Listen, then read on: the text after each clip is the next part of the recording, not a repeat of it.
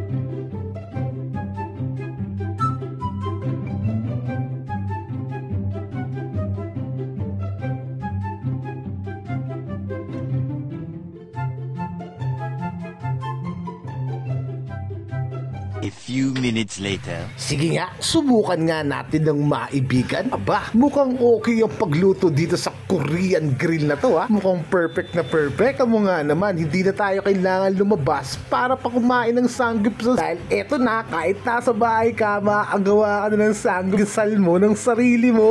Kita mo naman, halos kompleto na yung menu natin. At may buldak po. Siyempre, ang ating mami muna ang magluluto-luto. Maya-maya, si PE naman at si ate ang magluluto ha. O sige, subukan na natin. Kain na. Pero wait lang, asa na nga ba si Thea? Ayun!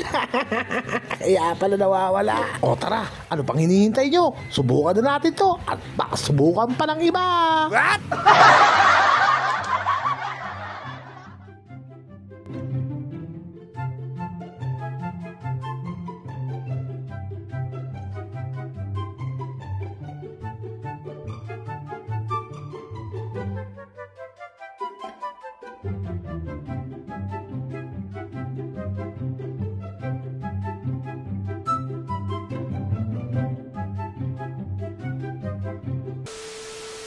Sarap no, grabe. Nakakabusog lang. Ayan. Paano kaya para hindi naman tayo mabusog? Balik ka rin po natin. Paano? Ano yan?